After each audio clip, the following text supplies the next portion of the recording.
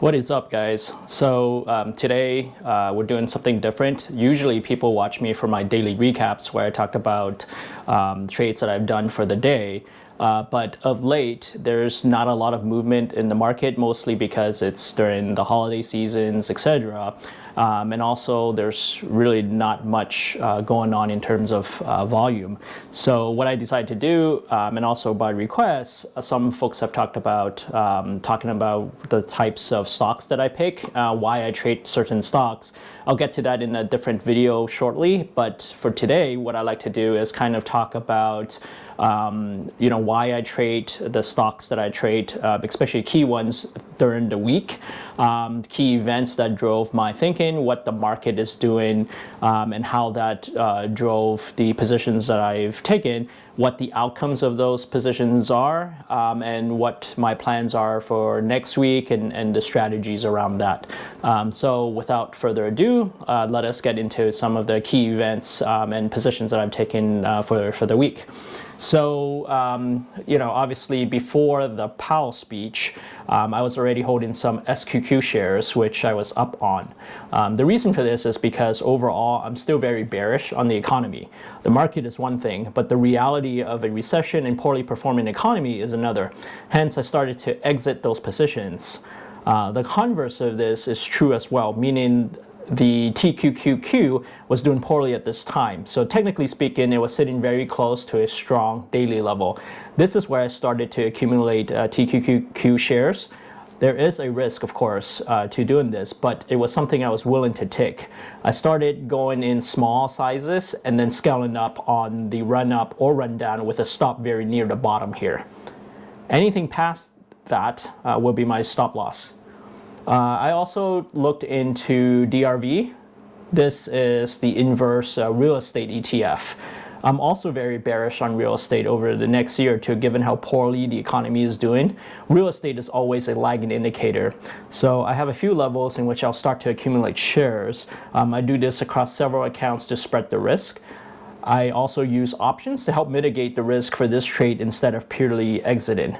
There's also crowd earnings. So CrowdStrike, that's the stock, crowd is the ticker. Earnings reporting that came post-market. It was one of the more volatile stocks that I've previously traded many months ago.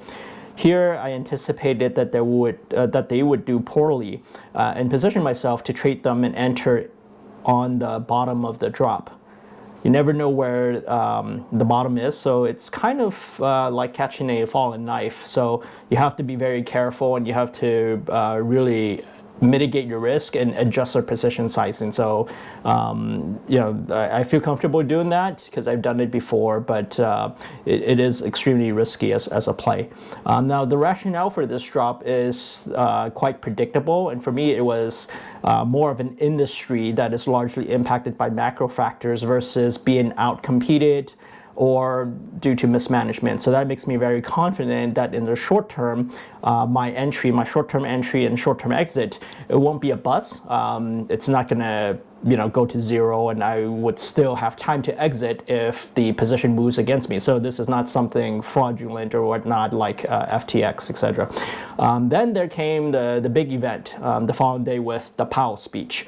He basically said that there is a chance for smaller interest rate hikes. But this still left room for the ability to control inflation, which is stressed once more as the main enemy of America. What's the story? Are you not happy, or you're only half happy, or? Still to be happy about. You're up 2-0. Job's not finished. Job finished? I don't think so. Okay. So as some of you may know, which I talked a little about during my trade my trade recaps, my day trade recaps, is also the fact that I trade options. So prior to this speech, I took the opportunity to start exiting some of my winning positions, especially my put options where I was short. Given the fact that there were many unknowns, I don't want to risk capital on winning trades. I only kept my call options because I almost never have a naked call. So if there was an outstanding contract, it's usually because I'm comfortable having those positions executed at the strike price chosen. I'll also go into detail about what I did with some of these positions later post-speech. What I basically have done after the Powell speech was flip my position on my TQQQ and my SQQQ trades. I started to exit my winning positions, albeit a bit too early, and then started to enter my inverse positions on both SQQQ and DRV. Do note that I never go full size, and this represents smaller positions across several accounts as I anticipate the market to be consolidating around this area for a bit as it adjusts to this mixed news. The reason I say this is because the true aftermath of all these messed up policies and incompetent administration is the fact that the consequences of their actions or incompetence is not felt until later on.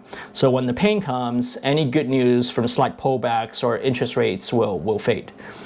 When it comes to my position in CrowdStrike, I started to take partials.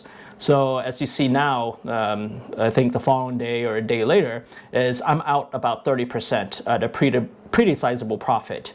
Now, the market is up. I do have a few areas of when I want to exit crowd, and so as you can see, I set some limits at those levels.